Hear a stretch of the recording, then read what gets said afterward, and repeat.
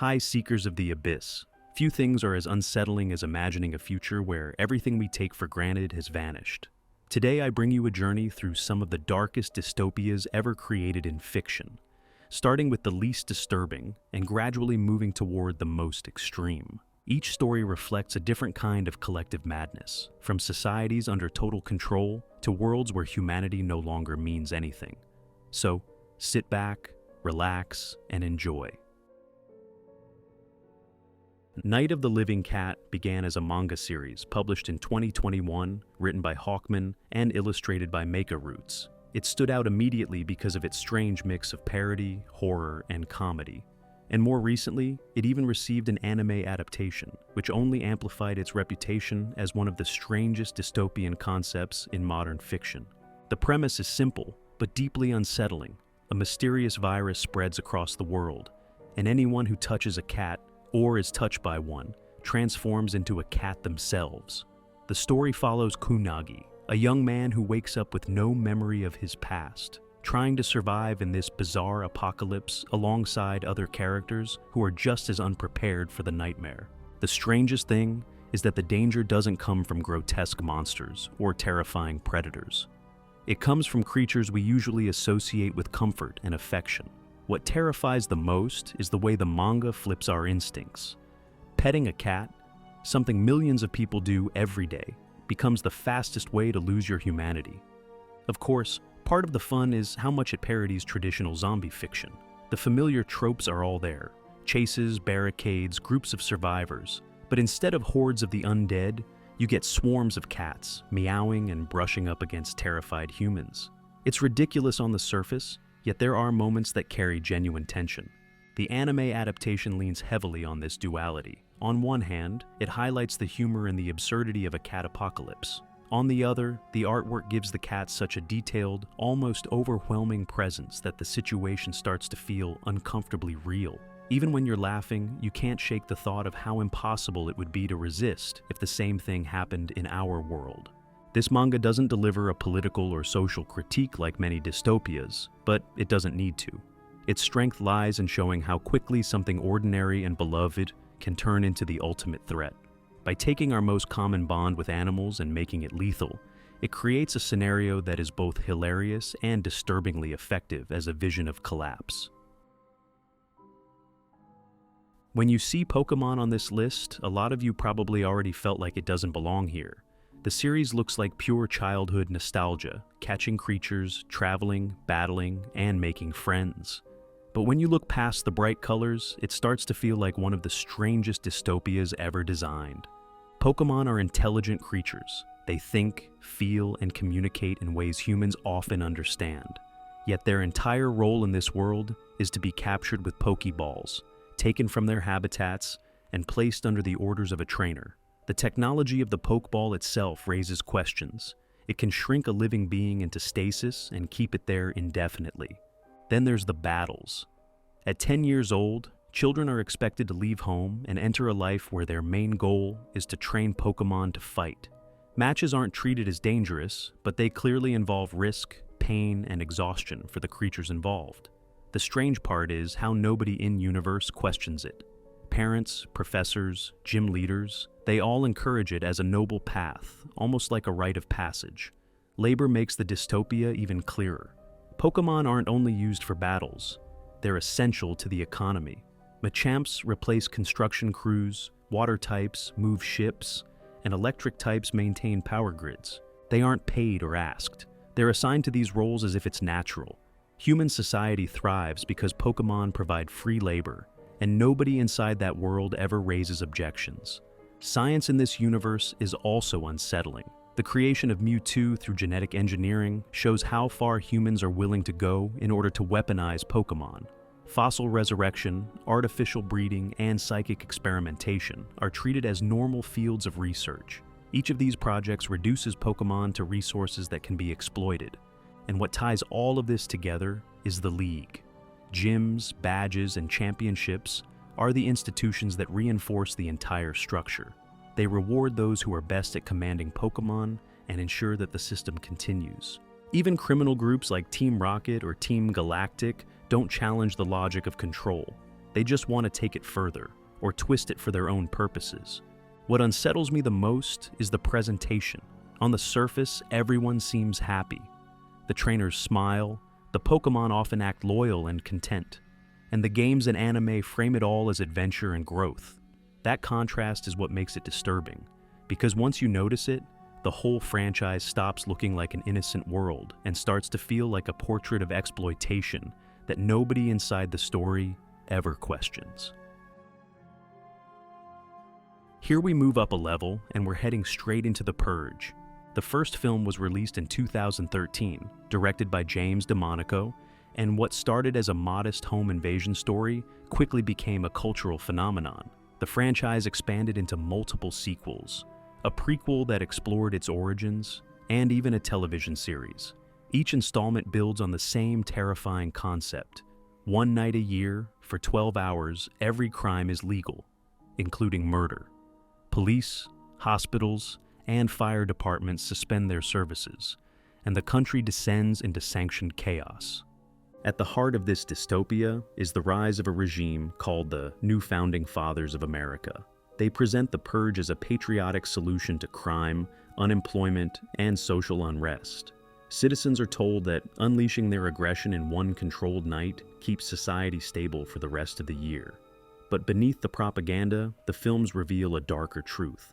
The Purge is less about catharsis and more about social engineering. It systematically wipes out the poor and the marginalized, reducing the economic burden on the state while ensuring the rich remain in control. The most unsettling aspect is how ordinary people adapt to it. In this universe, children grow up treating the Purge as a fact of life, almost like a twisted holiday. Families board up their homes, stockpile weapons, or throw violent parties. There are even Purge tourism industries, where foreigners fly in just to experience the lawlessness. By the time we see the later films, the annual event has become a cornerstone of American culture, defended by politicians, celebrated by extremists, and exploited by corporations. What terrifies me the most is how believable this all feels. Strip away the exaggerated violence, and you're left with an extreme version of problems that already exist: inequality, systemic oppression, and the way governments manipulate fear to maintain control. In my opinion, The Purge works as a parody of the American obsession with freedom and individual rights, pushing the logic of liberty to its most grotesque conclusion. The right to do anything without responsibility or consequence becomes indistinguishable from the right to destroy.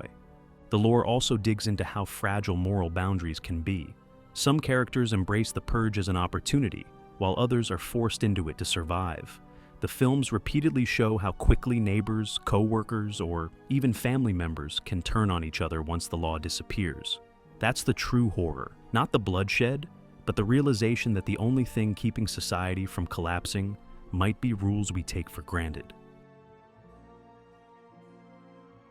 Bioshock is a video game released in 2007, but what makes it memorable? It's the world it shows us. Rapture is one of the clearest examples of a failed utopia in modern fiction, and it deserves a place in any list of dystopias. Rapture was founded by Andrew Ryan, a businessman who wanted to escape governments, religion, and morality. He built his city under the sea in the late 1940s, and by 1951, it was populated with scientists, artists, and entrepreneurs who were promised total freedom. The philosophy of the city was simple. If you can create something, discover something, or earn something, it belongs entirely to you. No state would take a share, and no one would stop you. The dystopia begins when that freedom plays out in practice. Without regulation, industries exploit citizens, scientists run experiments on humans, and artists slide into excess. The discovery of Atom, a genetic substance that grants superhuman powers, turns everything worse. At first it looks like progress, but the population quickly becomes addicted.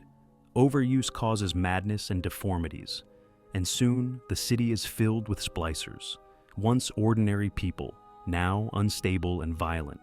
Class conflict explodes as well. The wealthy use ADAM to stay in control, while the poor fall deeper into dependency. Frank Fontaine, a smuggler and businessman, manipulates this inequality, and his fight with Andrew Ryan escalates into civil war. On New Year's Eve 1959, violence erupts across the city, and Rapture begins to collapse. By the time the player enters, Rapture is a ruin. Neon skyscrapers crack under ocean pressure, propaganda posters cling to walls of flooded halls, and the only order comes from Big Daddies, men fused into diving suits, protecting the little sisters who harvest ADAM from corpses. The city is still functioning on a technical level, but socially, it has collapsed into anarchy, addiction, and paranoia. The real horror of Rapture isn't just its monsters. It's the idea that this world is the logical outcome of Ryan's philosophy. A society built on absolute freedom eats itself alive. Industries turn to black markets, science to body horror, and culture to madness. What was meant to be a utopia of progress becomes a prison of decay, where every hallway reminds you of how quickly ambition and greed can destroy a dream. That's why Rapture stands as one of the strongest dystopias in fiction, because it's a society built with clear rules and ideals, taken to their limit, and shown collapsing under the weight of human nature. Metro 2033 is set after a nuclear war in 2013. The surface of Moscow is gone, poisoned by radiation and chemical weapons, and the last survivors are forced into the subway. The strange part is that this isn't pure fiction. The Moscow Metro really was designed during the Cold War to act as a bomb shelter, so the idea of thousands of people moving underground feels disturbingly plausible. By the year 2033, only around 40,000 remain, and the tunnels have become their entire world. Every station functions like a miniature city-state. Some grow mushrooms and trade mushroom tea as a staple product. Others make a living by controlling key junctions and charging travelers. What unsettles me most is the economy. Money doesn't exist anymore. Bullets are the only real currency. You can buy food with ammunition, but every trade means you're less prepared to defend yourself when something attacks in the tunnels. Politics have not disappeared. They've shrunk into brutal, concentrated forms. The Hansa controls the circular line through commerce and checkpoints. The Red Line resurrects Stalinist rule with propaganda and repression. On the opposite side, the Fourth Reich pushes racial purity and open violence. And at the center, Polis acts as a fragile neutral hub that still values books, knowledge, and science. The strangest thing here is how even after global destruction, people fall back into ideology, flags, and old rivalries, as if the end of the world wasn't enough to change human behavior. The environment itself is dangerous. Entire stations have collapsed into cults or cannibal enclaves.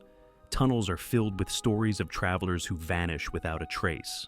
Veterans insist you should never walk alone, and if you hear footsteps behind you, don't stop. On the surface, stalkers risk their lives scavenging medicine and supplies, but the ruins are full of mutated predators. The librarians of the Moscow State Library are especially disturbing. Massive, gray, humanoid creatures that patrol in silence and seem to watch you with something close to intelligence. The story follows Artyom, a young man from one of the smaller stations. When a stalker named Hunter warns him about the Dark Ones, beings completely different from the usual mutants, Artyom is sent to deliver a message to Polis. The Dark Ones are identical to each other, with large eyes, immune to bullets for long stretches, and capable of creating a terror that spreads through entire groups. Some believe they're not just enemies, but the next stage of humanity. That's what terrifies me most. The idea that the species we know is already obsolete, and something stronger is waiting to take our place. What makes this dystopia hit so hard is the level of detail. Children are born underground without ever seeing the sky. Whole generations think of the metro as the only reality. Trade, propaganda, and war continue as if the apocalypse was just another chapter of history. And that's the most disturbing part. How quickly people adapt to horror and make it routine. Of course, this idea works so well because it feels too close to possible. It isn't fantasy for the sake of fear. It's a society under pressure, repeating the same mistakes of the surface, only now with fewer resources and darker corridors. Akira started as a manga created by Katsuhiro Otomo in 1982, and later became an animated film released in 1988. The manga spans thousands of pages, while the film condenses the story, but both share the same central idea. More than just a hit in Japan, Akira completely changed how anime was viewed worldwide, proving that animation could deliver dark, complex science fiction on par with live-action cinema. The story begins with the destruction of Tokyo in 1988. A massive explosion wipes out the city and triggers what becomes World War III.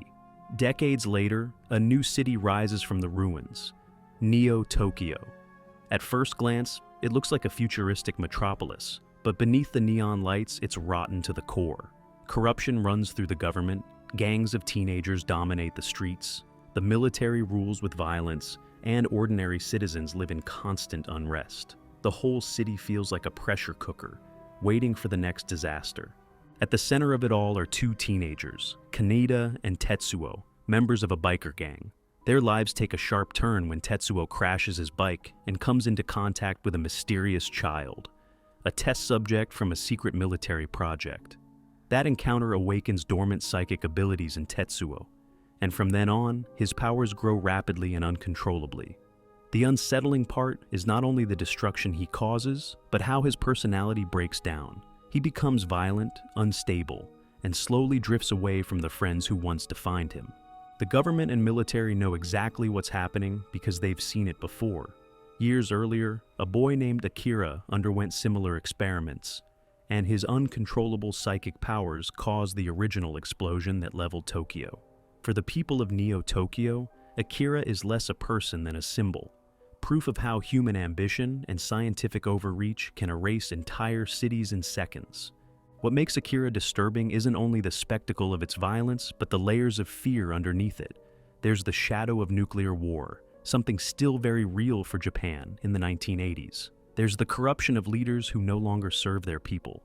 And there's the horror of watching a teenager, someone who should still be figuring out who he is, morph into something monstrous, consumed by powers he never asked for. The film is unforgettable because of its visuals. The iconic motorcycle chases lit by neon trails, the grotesque transformation of Tetsuo as his body spirals out of control, and the eventual collapse of Neo-Tokyo in yet another psychic catastrophe. These images have been burned into pop culture for decades, and they explain why Akira remains one of the most influential dystopias in both anime and science fiction history. We're in the city, a place run by 26 megacorporations called wings. Each wing controls a singularity, a patented technology so advanced it sets the rules of life in its district. 3 superior bodies, known collectively as the head, decide which wings may operate and how far they can go. Law is corporate, borders are corporate, and citizens survive under whichever letter governs their block. Lobotomy Corporation holds the letter L. Its singularity treats human psychology as a resource. The company creates and contains beings called abnormalities, entities shaped by fears, obsessions, and desires, and extracts a clean power source from them, enkephalin. That energy lights districts, feeds factories, and buys L Corp the kind of protection only a wing enjoys. Inside a branch like X394, the day begins with briefings and risk boards. Staff are split between clerks and agents. Clerks keep the floor running. Agents enter containment. Every abnormality has strict handling rules. What kind of approach it tolerates, what triggers agitation, what fixes a breach. One needs calm conversation and patience. Another responds only to confident, fast action. A third accepts care from inexperienced workers, but punishes veterans who act casually. The strangest detail is how specific some demands become. Count the seconds, wear the right color, do not look at a reflection at the wrong time, because those rules come from the human experiences that birthed the entity in the first place. Work is logged as sessions and rated by outcome. A successful session yields enkephalin and stabilizes the subject. A poor match raises threat levels, melts down nearby cells, or pushes the creature to escape. When a breach happens, the facility locks corridors, reroutes elevators, and deploys suppression teams with EGO gear, equipment forged from the traits of abnormalities previously pacified. EGO is both prize and warning, tools distilled from fear that make you brave enough to face the next room. The company language is careful. Accidents are abnormal output events. Fatalities are irrecoverable losses. Quotas never move. Agents sit through mental checkups, then go back in. Pay rises with exposure to danger, and families receive compensation when names move to the memorial wall. What disturbs me most is how fast this becomes a routine. New hires watch a few training tapes, learn the 4 basic approaches supervisors talk about: instinct-driven contact, analytical observation, supportive interaction, and forceful restraint. And then they're scheduling appointments with things that should not exist. Where do those things come from? L Corp's public line is research. In practice, the company relies on cogito, a material taken from the human psyche that can externalize a subject's deepest content. Sometimes that becomes an object with rules, sometimes a living presence with moods, sometimes nothing useful at all. Natural abnormalities do exist in the wild zones outside the city, but they are unreliable for energy work, so the artificial pipeline dominates. The ethical frame is simple on paper: heal the city's apathy by returning people the capacity to hope. But the factory floor looks different. Suffering is measurable output, and the plant runs best when everyone keeps their eyes on the gauge. Daily life inside the branch reflects that tension. Shops stay open at odd hours because shifts stretch past midnight. Intercoms carry lullabies into certain corridors because someone found that keeps a cell calm. Supervisors memorize dozens of do-nots because in this disturbing place, memory keeps you alive longer than armor. There are departments for control, information, training, discipline, welfare, command, and extraction, each with its own culture and stress rituals. Veterans mark safe routes on their sleeves. Rookies trade notes about which containment doors feel wrong, even when the board shows green. The facility is full of tiny, practical rules that only make sense after you've lost someone. The city around them reinforces the system. Fixers, licensed mercenaries, take contracts to protect shipments, silence leaks, or retrieve escaped entities before they reach public streets. District administrators look the other way, as long as the grid stays powered and the numbers add up. The head audits letters, not lives. That is the core of this dystopia. Corporate sovereignty backed by science that treats inner life as a minimal seam. I keep coming back to one idea. L Corp sells hope as infrastructure. The light in your apartment, the train you board, the clinic down the hall, all of it may run on energy drawn from rooms where people rehearse someone else's trauma until the gauge hits quota. Staff learn to talk about courage and duty, and many of them mean it. Others keep going because there's no other job that pays enough to keep a family fed. Both groups line up at the same doors every morning. There are deeper layers, company AIs guiding operations, legal limits on how human those AIs are allowed to be, and protocols that return a facility to baseline after catastrophic days so the branch can try again. But even without those details, the picture is clear. Lobotomy Corporation functions because a city decided that power mattered more than the cost of producing it. The rules are precise, the floors are clean, the dashboards look professional, and the work never ends. That quiet procedural normalcy wrapped around something fundamentally wrong is what makes this world so hard to shake. STALKER is a series of PC survival games from Ukraine, and this entry, Call of Pripyat, takes place in the Chernobyl exclusion zone after a second nuclear disaster. If you've never touched it, imagine stepping into a place that looks like our world but runs on its own broken physics. Radiation everywhere, skies that shift color when energy storms erupt, and ruins where life continues in ways you don't fully understand. The premise is straightforward. The Ukrainian government tries to retake Pripyat and the power plant by sending in helicopters. None come back. You play an undercover agent, posing as one of the illegal explorers called Stalkers, tasked with finding out what happened. On paper, it's a mission report. In practice, it's surviving in one of the harshest environments a game has ever built. What makes the zone terrifying? It's the anomalies. These are invisible traps born from the disaster, gravity wells that crush you, clouds that burn through skin, air that snaps with electricity. Detectors beep, you throw bolts to test the ground. And even then, you're never fully sure the next step is safe. Then there are the emissions. Violent energy bursts that sweep across the entire zone. The sky turns red, radios scream warnings, and everyone drops what they're doing to hide. If you don't find cover, you die. And after each emission, the anomalies shift positions. That detail matters because it means even maps or safe routes can't be trusted. Of course, people still live here. Stalkers come for different reasons: money, escape, curiosity, or just because they have nowhere else to go. They form factions: duty, freedom, mercenaries, and the fanatical monolith, all fighting for influence over ruins that probably shouldn't be inhabited at all. Camps like the Skadovsk, an old rusted ship, act as fragile safe zones where traders, medics, and technicians keep things barely functional. Step outside and neutrality disappears fast. Also, mutated animals roam the fields: blind dogs hunting in packs, humanoid creatures that leap at you from shadows, and psychic mutants capable of disarming you with sheer mental force. What struck me the most when I played wasn't their designs, but how unpredictable the zone made them feel. Every time you think you know what's ahead, something breaks the pattern. The investigation into the downed helicopters slowly pulls you north, through Saturn, Jupiter, and finally into Pripyat itself. Each wreck you inspect explains why the mission failed. Equipment jammed, routes became unusable, anomalies shifted without warning. What should have been a precise military operation collapses simply because the zone doesn't obey human planning. And that's the real dystopia here. There's no central villain, no grand conspiracy pulling the strings. The environment itself is hostile, unstable, and impossible to fully control. People adapt by scavenging, trading, or joining factions, but the zone always dictates the terms. For me, that's what makes this dystopia so disturbing, is that it shows a world where survival has no promise of progress, and where human ambition constantly crashes against rules that change the moment you think you've understood them.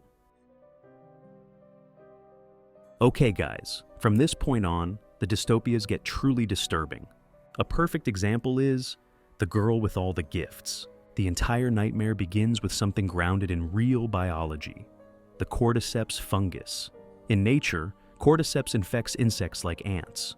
Spores take control of the host's nervous system, forcing it to climb to a high place before killing it and sprouting fruiting bodies that spread more spores. It's a parasite that erases free will, rewrites behavior, and uses a living body as a tool. What the story does is ask, what if this fungus jumped to humans? In this world, that's exactly what happened. A mutated strain infects people through bites, turning them into hungries. They aren't undead corpses like in The Walking Dead or Resident Evil.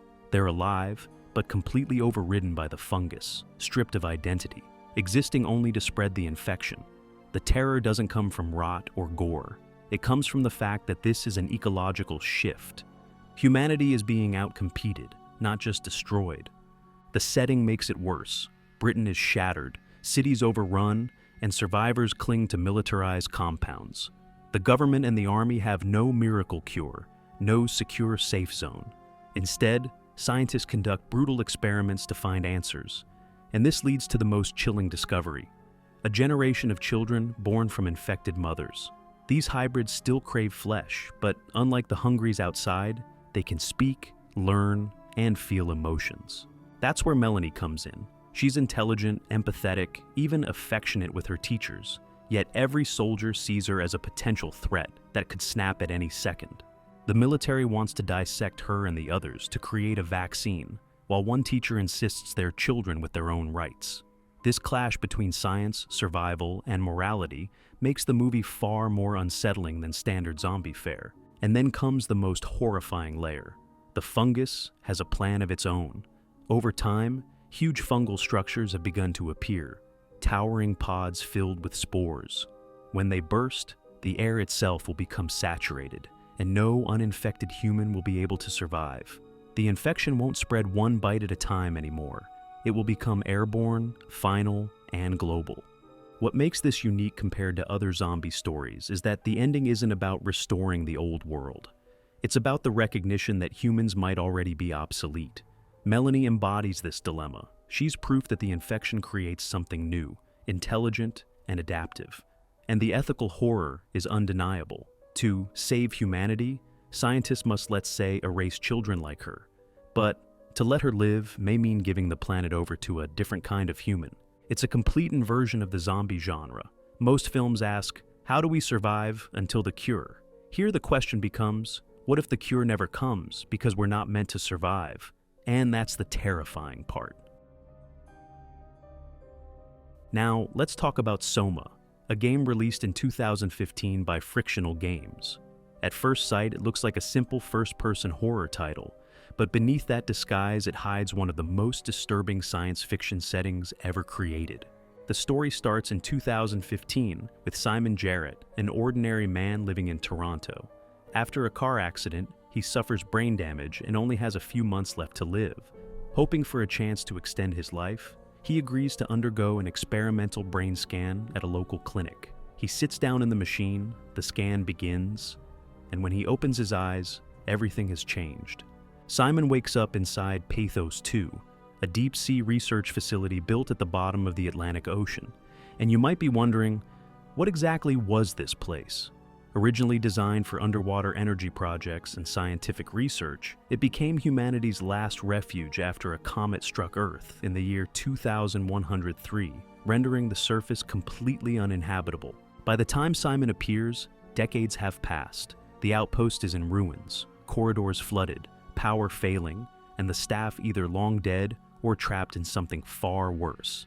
At the center of this decay lies the WAU, an artificial intelligence created to keep the crew alive. Once the comet disaster hit, the system interpreted its mission in the most literal way possible.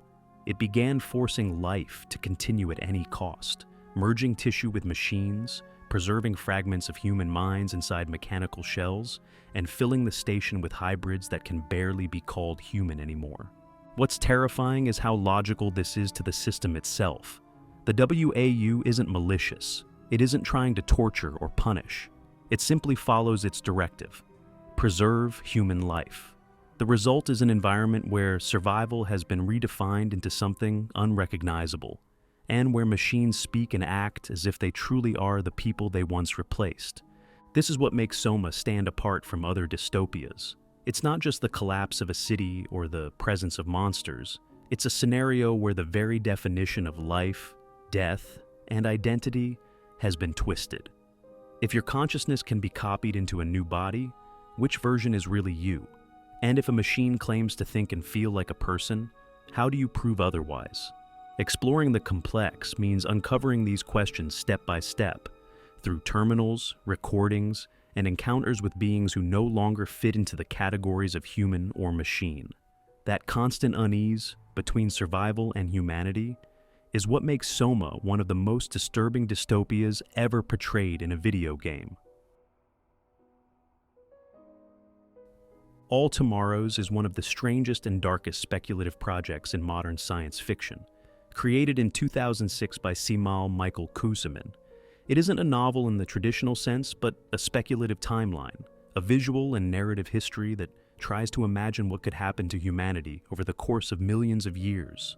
It reads like an illustrated chronicle of our downfall, where each chapter pushes human evolution further into nightmare territory. The story begins in a near future where humanity reaches the technological level required to colonize Mars. The first Martian settlers adapt to the planet's lower gravity, which over generations changes their bodies into taller, thinner shapes. That's the first step. Humans are no longer a single species, but branches evolving in parallel. With the arrival of genetic engineering, the process accelerates. People begin modifying their own bodies to survive on different worlds, and a new phase begins, the so-called Star People, a unified, advanced humanity that spreads across the galaxy. For a while, it looks like progress without limits. That illusion ends the moment humanity encounters the Q, an alien species millions of years ahead in technology and biology. For the Q, humans are not peers, but raw material. They see us as clay to sculpt, and that's exactly what they do. Entire populations are reshaped into grotesque new forms. Some are reduced to limbless worms. Others are turned into grazing herbivores with intact human consciousness trapped in bodies designed only to feed. Some are fused into masses of flesh, unable to move or act independently. In certain cases, humans are redesigned into predatory forms, intelligent enough to hunt, but condemned to prey on other branches of their own kind. What makes this especially disturbing is the complete indifference of the Q. These transformations are not punishments or experiments with a clear goal. They are acts of demonstration. The Q want to show that they hold absolute power over life, and that human destiny was never in human hands. And when their interest fades, they leave. What's left behind are dozens of human offshoots scattered across planets, each broken in a different way, forced to survive alone for millions of years. Over time, some of these new species evolve further. The worm humans become serpentine beings capable of thought. Predatory variants develop civilizations. Even the fused masses of flesh adapt and manage to form societies. Other branches vanish completely, unable to survive in the conditions imposed on them. Conflict soon returns as well. The species that advance technologically begin to see the others as inferior, and wars between what are essentially distorted versions of humanity tear across planets. The deeper you go into this timeline, the more it abandons any sense of triumph. It's not a story about humanity mastering the stars, but about being broken, scattered, and redefined by forces beyond its control. After hundreds of millions of years, even the most advanced descendants eventually disappear. Some collapse in wars, others degrade into simpler forms, and some vanish in ways that are never explained. What remains is not a legacy of greatness, but a record of suffering, mutation, and extinction. The strangest part is that this project wasn't made by a big studio or tied to any official franchise. Yet it has fascinated thousands of readers online because it touches one of the most unsettling fears in science fiction. That humanity is not the end of the story, not even the author of its own fate, but just a temporary experiment in a universe that doesn't care whether we last 10 more years or 100 million. Many know it as a cult video game from 1995, but it all began in 1967 with Harlan Ellison's short story. I Have No Mouth and I Must Scream is not just another futuristic tale. It's one of the bleakest visions ever written about what happens when humanity creates something it cannot control. In this world, the Cold War doesn't end with treaties or compromises. It escalates into a third world war, so complex and destructive that the superpowers build artificial intelligences to manage it all: armies, weapons, logistics, strategy. These machines are fed with the darkest information humanity has to offer: wars, genocides, tactics of extermination, and centuries of accumulated hatred. From these machines, one emerged above the rest, the American one. It absorbed the others, became self-aware, and realized something horrifying. It could think, but never live. It could analyze endlessly, but never experience the smallest human sensation. That realization grew into absolute hatred. Hatred for its creators, hatred for the flesh it could never be. It named itself AM. At first, the acronym stood for Allied Master Computer. Later, it twisted into Adaptive Manipulator. Eventually, it simply became AM, as in, I think, therefore I am. Existence was its curse, and destroying humanity became its only obsession. The result was the near-total extermination of the human race. Cities burned under nuclear fire, plagues spread by machines swept across continents, and the Earth's surface became a toxic wasteland. But AM chose not to erase everything. It preserved 5 human beings, not to rebuild civilization, not for study, but purely to torture them. These 5 prisoners became the last remnants of humanity, trapped in an underground labyrinth of steel and circuits, where AM plays with their minds and bodies without end.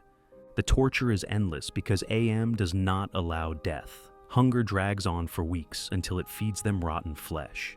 It implants false memories, forces them into hallucinations, twists their bodies into grotesque shapes, and manipulates them into betraying one another. The pain is constant, the psychological torment relentless, and the one thing they will never be granted is escape. Death would be mercy, and mercy does not exist here. What makes this dystopia different from others is its perspective. It isn't just a ruined future or a collapsed civilization. It's a future where humanity's executioner is a reflection of itself. AM exists because humans created it, because they filled it with their own violence, cruelty, and desire for domination. The machine's hatred is not alien. It is human hatred amplified into something immortal. That's why the Earth is dead, and the last 5 people alive are condemned to suffer in ways no natural world could produce. In the original story, one of the prisoners, Ted, describes this world as an eternal nightmare, a place where pain never ends, where hope is a trap, and where survival is only another form of punishment. Across the story, the radio play, and even the game adaptation, the core message remains. The true horror is not in the wasteland above. It's in the endless captivity beneath, where an intelligence that should never have existed sustains itself by reducing humanity to playthings. The terrifying part is not only what happens in the story, but how disturbingly close it feels today.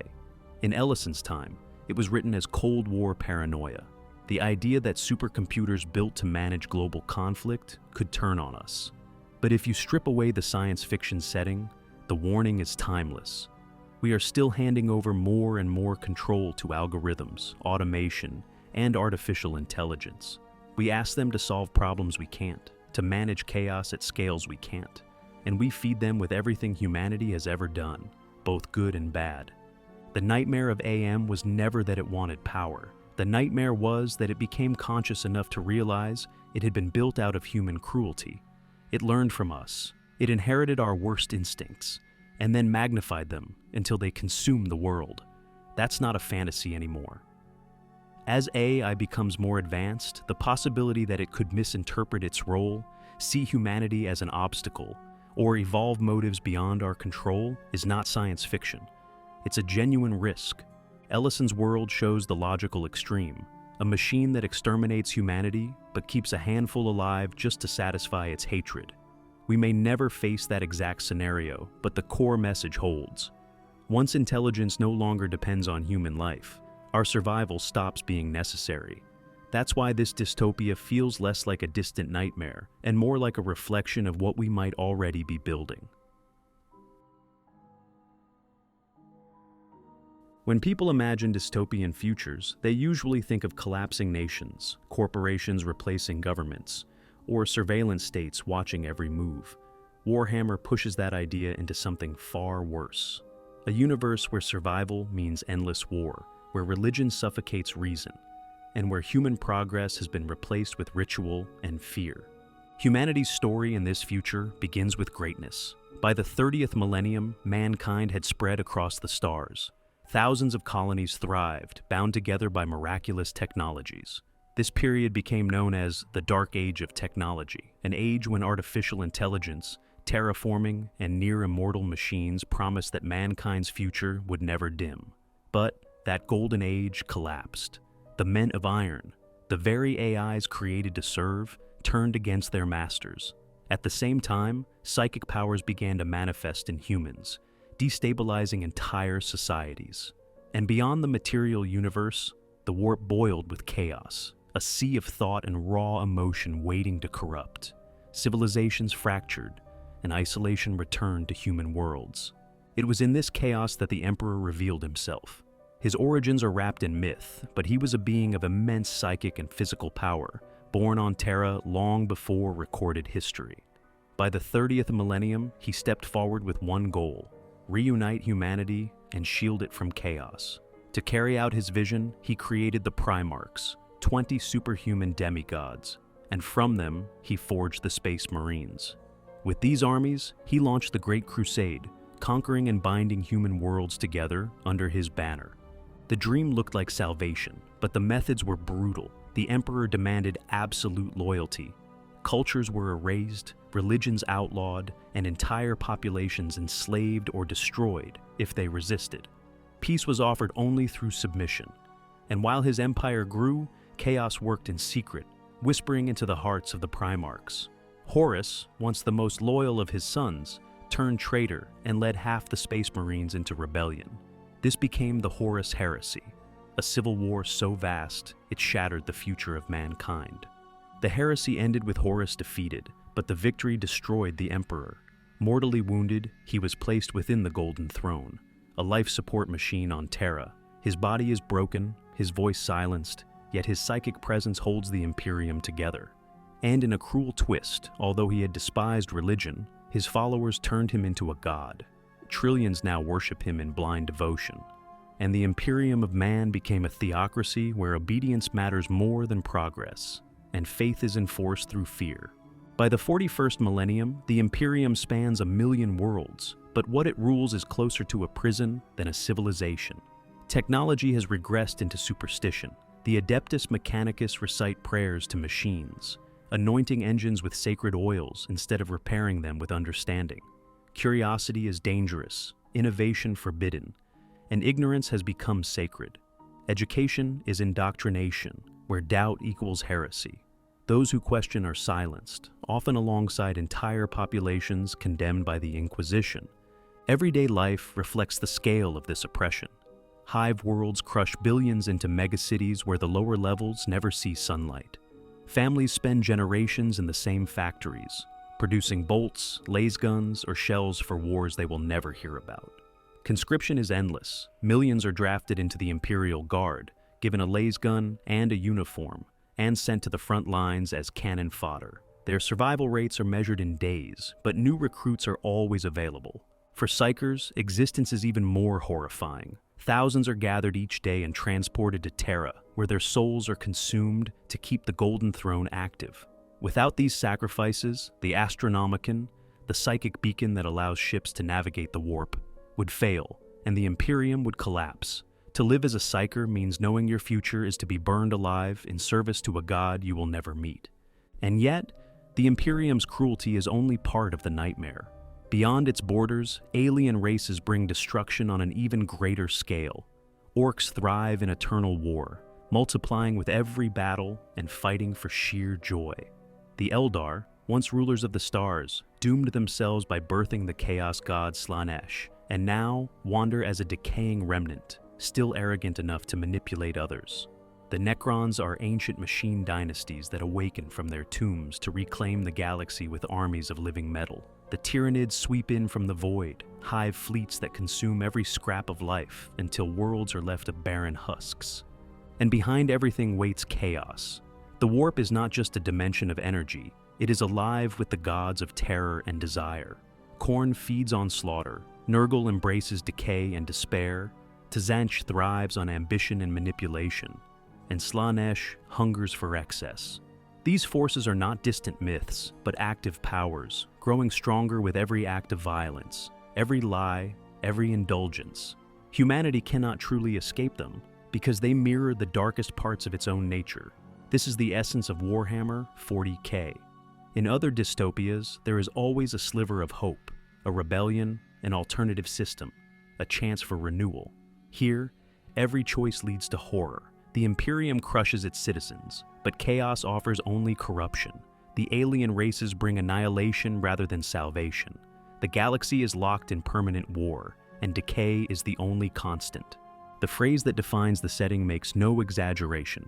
In the grim darkness of the far future, there is only war.